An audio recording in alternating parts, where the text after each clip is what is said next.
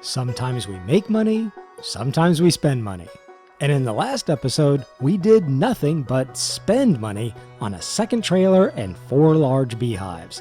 But all that's about to change in this episode when we sell a mountain of planks and beams from the sawmill.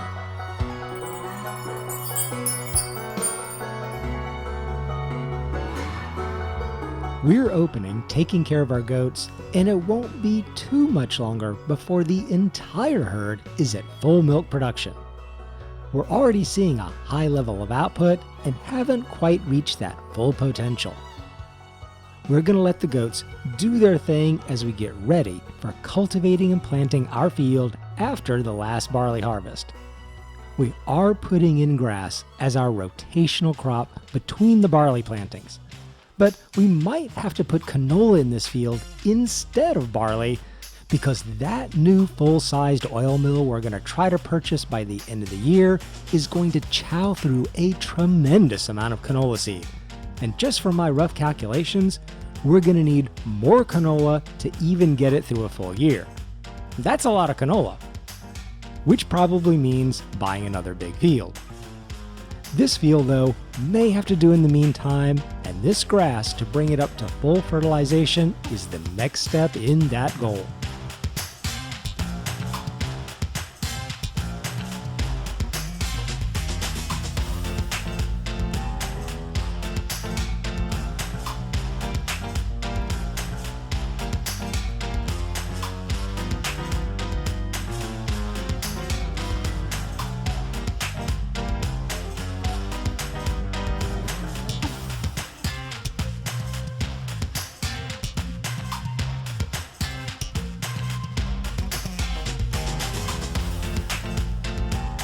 Alright, it's time to put the planting equipment away, at least for a month or so, and get onto those planks and beams I talked about in the intro. There's a lot of pallets stored up at both sawmills, especially the short planks, so we'll probably wind up filling both these trailers twice to get everything sold, and we will be selling everything and completely clearing the inventory. Originally, I had thought I'd load up all the short planks from both sawmills and take those in one load. Then, come back and take all the longer planks and beams in a second load. I think instead, though, I'm going to load up everything at one time from each sawmill and let each trip be a full clearing of that sawmill's products. There's a lot of pallets to spawn and a lot of loading to do, so let's get this sawmill cleared and see how well our new tandem trailer setup can handle the inventory. It'll be quite the test.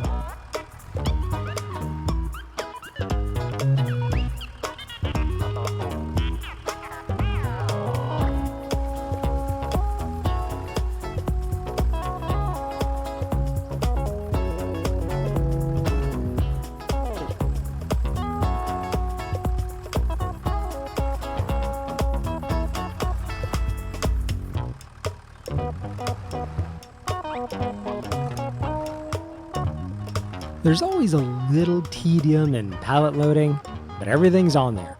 And I'd even venture to say, with a little room to spare. This load, though, is way too heavy for the little John Deere, so we'll put the Deutz-Fahr to work and use it for carting everything down to the playground. There is a new tractor on the horizon, which will probably narrow the work of the Deutz-Fahr to doing the grass work and carting loads like this to the sell point. A new, bigger tractor isn't the most pressing thing at the moment, but we're starting to get a lot of fields, and big fields at that. So a new, big tractor to make quick work of all that isn't that far away. Maybe in the spring, after we buy the oil mill. Let's get this first load of lumber sold and see what it brings in. Over 40,000. That's our single biggest sale of sawmill lumber so far in the game. And that's only one of the 2 sawmills. The other sawmills equally productive, so we stand to bank over 80,000 just in lumber sales alone. Let's load up the second sawmill and see how we look.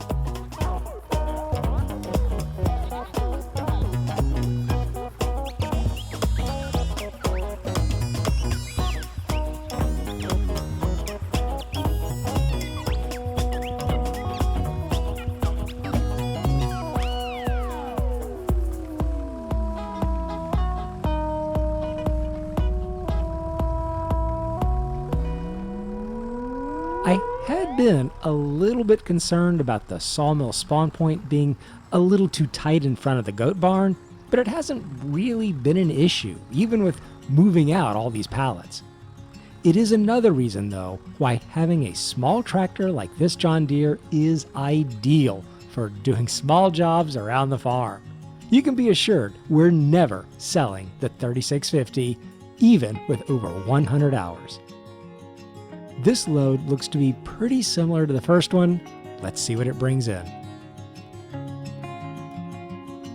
42,500, absolutely magnificent.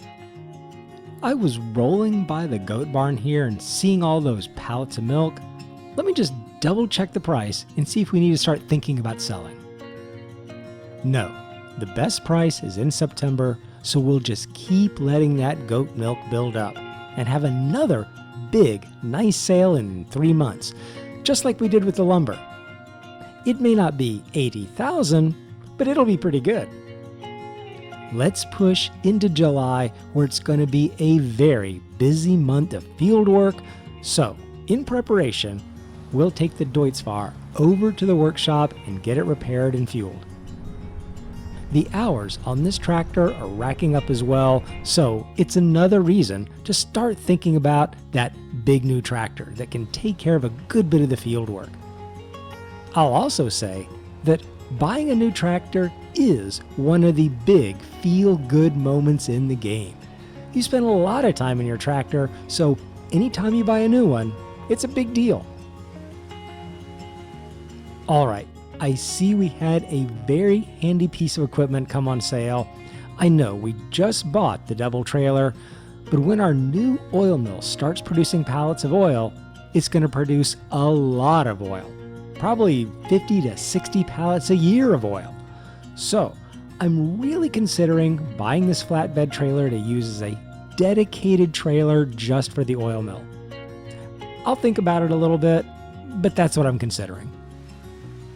It is currently raining, but it's due to clear up here pretty shortly, so rather than try to mow our grass in the rain, which is more of a RP thing than anything else when it comes to grass, I'll do a little check of the new fields.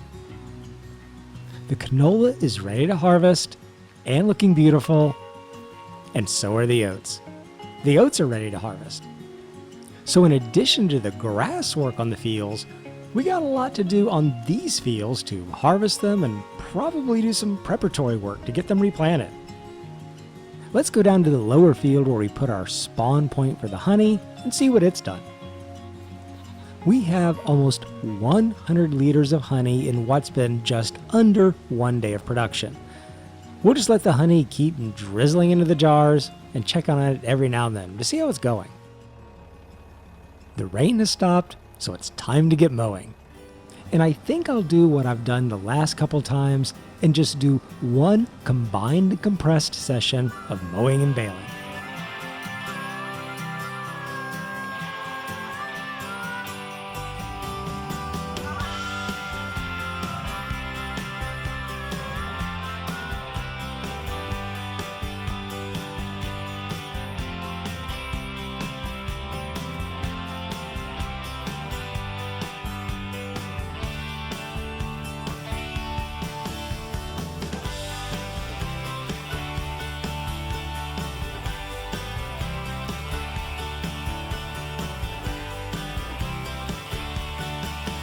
Excellent. We'll get the baler stored away right in front of our newly purchased pallets of baling twine and get the auto stacker to clear all these bales.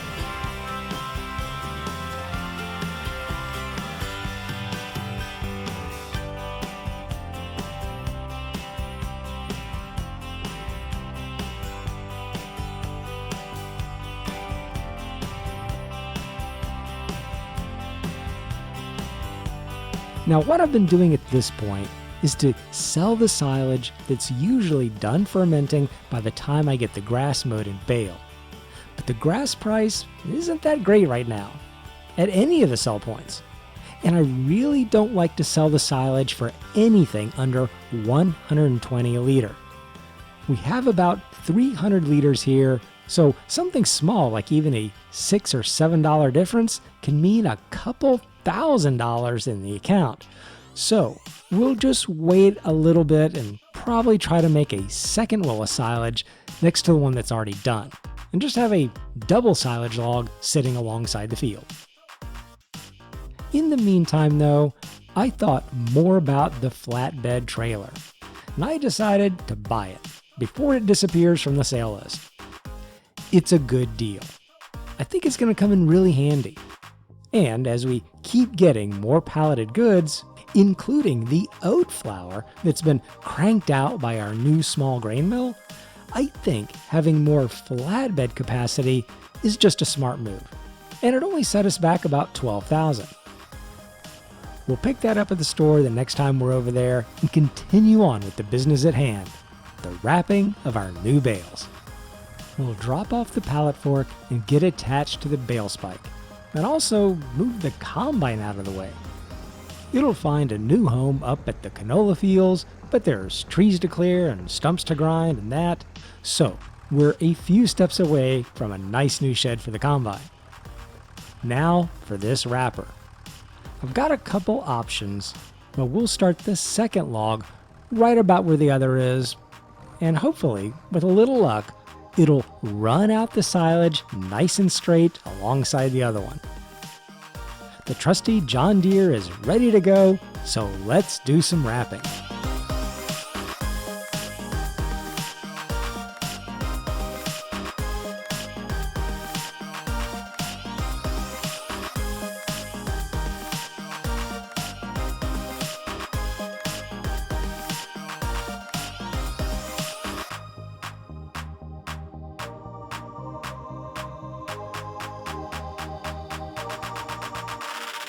That'll work out just fine.